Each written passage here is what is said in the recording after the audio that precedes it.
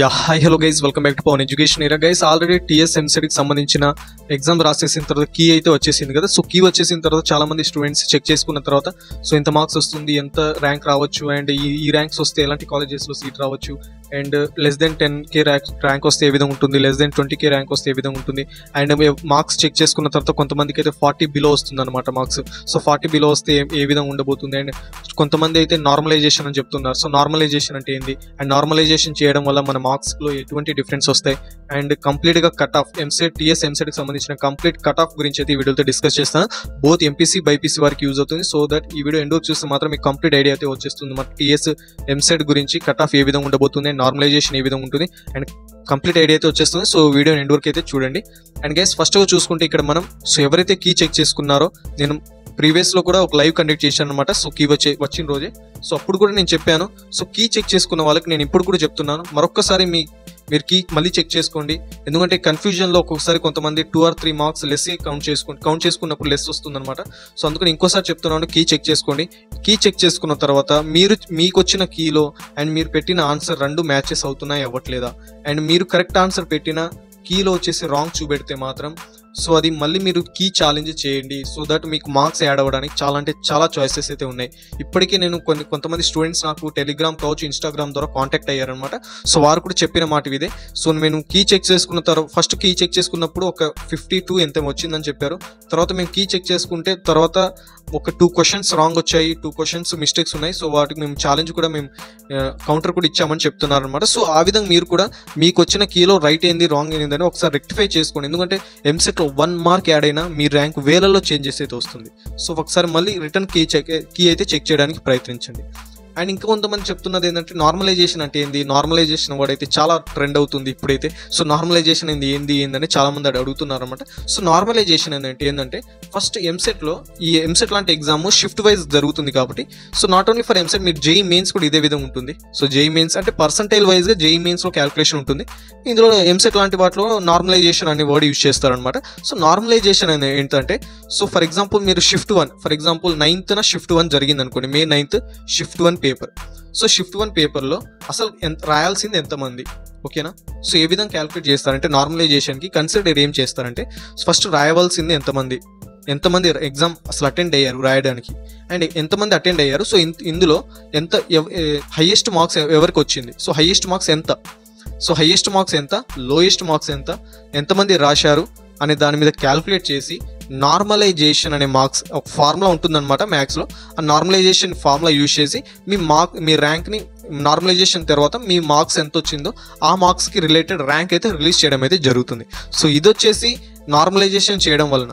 So చాలా మంది ఇంకా స్టూడెంట్స్ చెప్తున్నది ఏంటంటే నార్మలైజేషన్ చేయడం వల్ల ఎంత మార్క్స్ ఇంక్రీజ్ అవుతుంది అండ్ ఎంత మార్క్స్ డిక్రీజ్ అవుతుందని చెప్తున్నారు. సో నేను చెప్పేది ఏంటంటే నార్మలైజేషన్ చేయడం వల్ల మార్క్స్ ఇంక్రీజ్ అవుతుందనే ఒక్కటే మీరు భ్రమపడకండి. సో ఒక్కొక్కసారి నార్మలైజేషన్ చేసిన తర్వాత 1 or 2 మార్క్స్ డిక్రీజ్ అవ్వడానికి కూడా ఛాయిసెస్ అయితే ఉన్నాయి.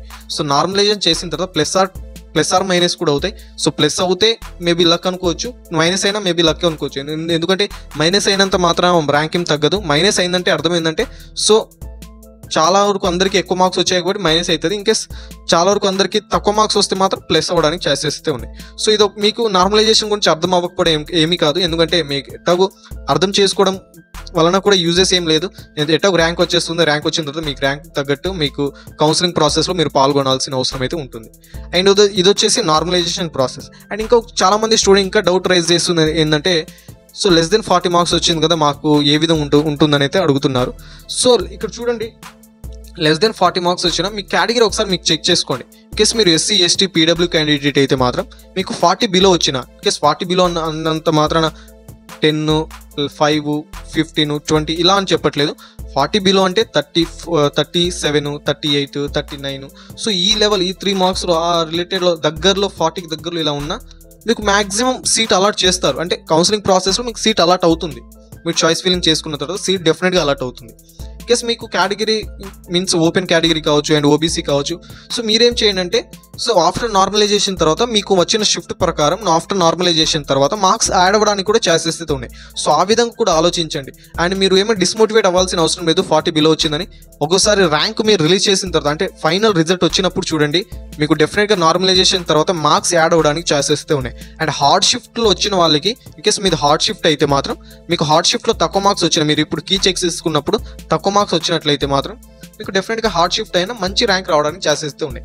కేస్ మీ ఫ్రెండ్కి సింపుల్ షిఫ్ట్, నీకు హార్డ్ షిఫ్ట్, మీ ఫ్రెండ్కి 60 మార్క్స్ వచ్చాయి, నీకు 58 అలాగా 57 ఆ విధంగా వచ్చాయి, అంటే మీ ఫ్రెండ్ కన్నా 3 మార్క్స్ నీకే తక్కువ వచ్చాయి, అయినా నీది హార్డ్ షిఫ్ట్, మీ ఫ్రెండ్కి సింపుల్ షిఫ్ట్, అప్పుడు ర్యాంక్లో చూస్తే నీకే మంచి ర్యాంక్ వస్తుంది మీ ఫ్రెండ్ కన్నా. సో ఇక్కడ నార్మలైజేషన్ చేసిన తర్వాత ర్యాంక్ మార్క్స్లో వేరియేషన్ చాలా వస్తుంది. ఆటోమేటిక్ మార్క్స్లో వేరియేషన్ వచ్చిందంటే ఆటోమేటిక్ ర్యాంక్స్లో కూడా వేరియేషన్ వస్తుంది. సో ఈ విధంగా నార్మలైజేషన్ చేస్తారు అండ్ ఈ విధంగా కట్ ఆఫ్స్ అయితే నిర్ణయిస్తారు అండ్ ఈ విధంగా మార్క్స్ అయితే ర్యాంక్స్ అయితే రిలీజ్ చేస్తారు.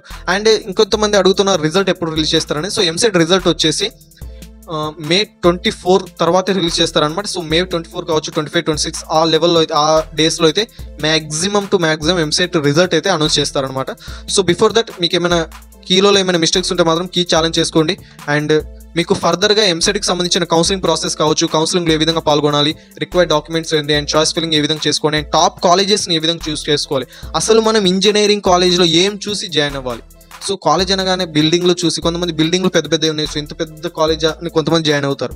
ఇంకొంతమంది వాళ్ళ అంటే ప్రీవియస్ ఇయర్స్ ఉన్న బ్యాచెస్ కంటే వాళ్ళ సీనియర్స్లో హైయెస్ట్ ప్యాకేజ్ వచ్చినట్లయితే ఆ కాలేజ్లో హైయెస్ట్ ప్యాకేజ్ వచ్చింది కాబట్టి ఆ కాలేజ్లో జాయిన్ అవ్వాలి. సో ఇలాంటి చాలా ఫ్యాక్టర్స్ చాలా ఫ్యాక్టర్స్లలో కన్సిడర్ చేసి జాయిన్ అవుతారు. But as a engineering student నేను కొన్ని పాయింట్స్ అయితే మీకు అప్కమింగ్ వీడియోస్లో చెప్తాను. సో అసలు ఒక ఇంజనీరింగ్ కాలేజ్లో ఏం చూసి జాయిన్ అవ్వాలి, లేదా మనం ఏ కాలేజ్ అయినా చూస్ చేసుకునేటప్పుడు ఆ కాలేజ్లో మనం చూడవలసిన క్వాలిటీస్ ఏంటి, అంటే ఆ కాలేజ్లో మనం ఎటువంటి స్పెసిఫికేషన్స్ చూసి మనం ఆ కాలేజ్లో జాయిన్ అవ్వాలనేది నేను అప్కమింగ్ వీడియోస్లో అయితే డెఫినెట్గా అయితే చెప్తాను. డోంట్ వరీ గైస్, మీరు కానీ మన ఛానల్ డెఫినెట్గా సబ్స్క్రైబ్ చేసుకున్న వాళ్ళైతే మాత్రం మీకు డెఫినెట్గా మీరు ఇంటర్మీడియట్ కంప్లీట్ చేసిన స్టూడెంట్ అయితే మాత్రం మన ఛానల్ అయితే డెఫినెట్గా మీకు యూజ్ అవుతుంది.